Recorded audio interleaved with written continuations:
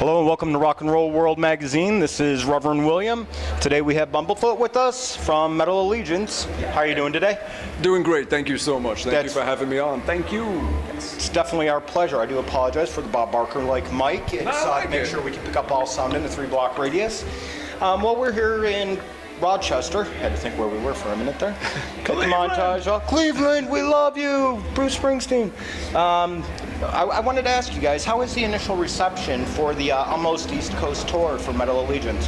It was fun. You know, the first show, no matter how many times, I spent a whole month going over these songs every day and everything, and then Skyping with Alex and going over everything. But no matter what, your first show is your very first time. And it was interesting because every time, Mike was saying this yesterday. He said, this is going to be the third time that we're doing like some kind of show together, and every time we've done it, we have never rehearsed. We always hit the stage, and that's the first time that we're playing together.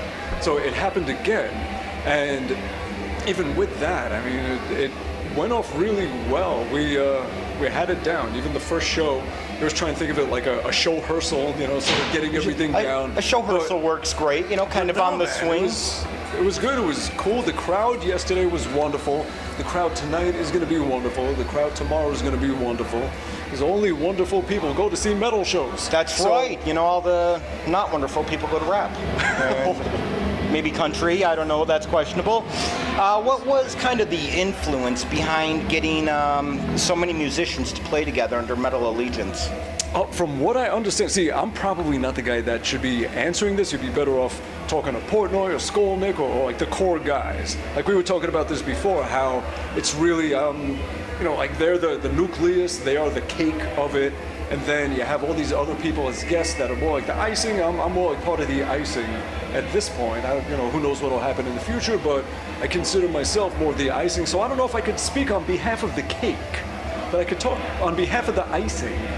But as far as the cake, from what I understand, it started off, they were putting together just a big all-star jam kind of thing. I think it was at one of the Shiprock things, but it's something that we all do anyway. It always happens, that kind of stuff. So they did it, and then from there I was like, hey, this is cool, and it turned into something. When they started writing music, they put out an album. They had a bunch of guests on the album, and now they're going out and playing the stuff with the guests. So yeah, I was on the album, I did a guest solo, and now I'm playing a whole show with them. So it just evolves, and you don't know which way it's going to evolve. I'm sorry, I'm not letting you talk, please. That's okay, because she's probably back there saying, oh my God, he's actually shut the fuck up for like 2 minutes. I can't believe it. The gum must be stuck in his throat or something. What is next for you after your guest appearance here with Metal Allegiance? After this, I go back into the studio. Right now I'm producing 2 different albums. One is a band called Art of Anarchy that we put out an album last year with Scott Weiland on vocals. And so we're working on a second album. We have a new singer, and we'll announce everything with that soon. As soon as we have some music to show everybody and to hear and to everything. Right. So that's coming together. It's coming together nicely. It's working out well. That's always a great thing to hear, that when it's working out nicely and not working, that's great. And it is a shame with Scott Weiland and all that good stuff. And if there was a message that you could have got to him then, and sorry to wing this on you, but if there was a message you could have given him then, like doing the earlier in the studio, what would you pass along to him? It's way too complicated to even get into. That's acceptable. Anything I say is just, foot, mouth. Well, that's a good thing with April 1st, and be like, April Fool's, just messing around. Not with that. A man passed away. Right. His family is grieving. That's true. So that is very true. Going back to some of the things we had discussed, being an all-around musician, do you think that like Spotify and Pandora and all the other digital medias for music, do you think that has helped musicians, or do you think it has hindered versus like go out and buy our albums? Yes. I think it has helped musicians or it has hurt musicians. It's both. There is no perfect system, and it's always this thing that we're trying to chase technology and chase everything to keep modifying to make it work, and we're far from it. We're very far from it. But the things that are good about it are also bad about it, depending on who it is in their situation. it's almost it's like politics. It's like anything where you have a very big generalized system that's in place for everybody. It's going to be great for some, it's going to be horrible for others, and somewhere in between for others. So that's how it is with it. You have the ability now, we all have the ability to easily and immediately put out as much of our music as we want with nobody stopping us and guarding the gate and saying, no, you're not good enough. Now, the whole world can make music and the whole world can hear music, but with that much dilution of everything and saturation at the same time, it's harder to find things. It's harder to get the world to know what you're doing and hear what you're doing. And even if they do, right now the economics of it all are in such a way that it doesn't support the growth of it unless you're dealing directly with fans and they are getting behind you and supporting you and doing everything else. So in a way you can look at Spotify and you can look at all these things and say, yes, and YouTube and all of them, yes, they are fucking musicians. They are. As far as the rates, is there a better way? Is there a better balance? That needs to be worked out. But at the same time, it's worldwide exposure immediately, easily, which is wonderful. And from that, you have fans that can say, I like this. I'm going to go directly to them. We're going to have a relationship, fan to band, and they're going to be there for each other.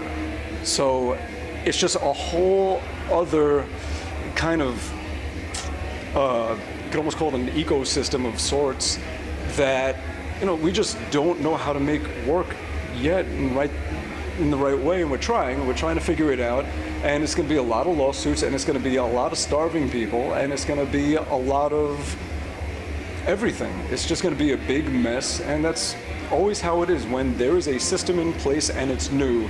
It could take a good 20 years before it smooths out, whether it's political, whatever it is, anything. It could take that long for it to happen.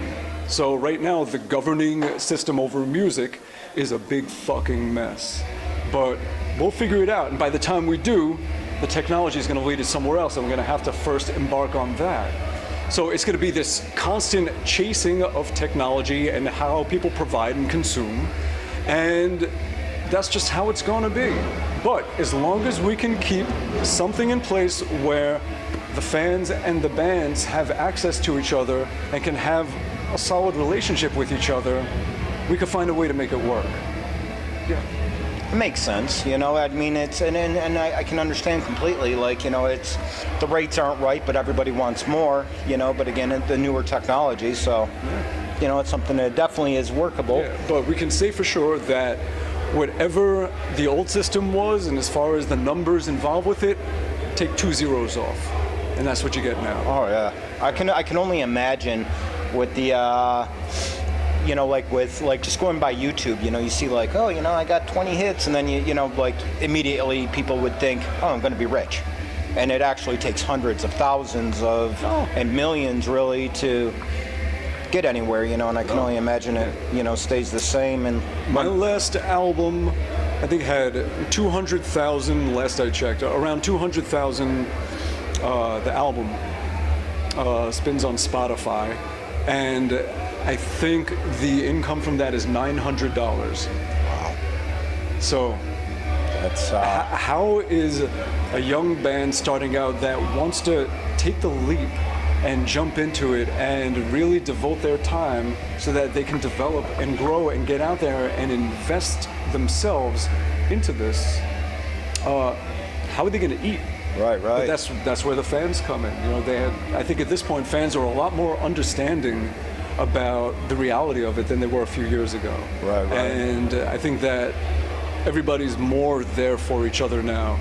Right. So yeah. Definitely backs. What do you as one of the guest performer with Metal Allegiance, do you find it pretty easy? Like you said, no rehearsals, you just hop in.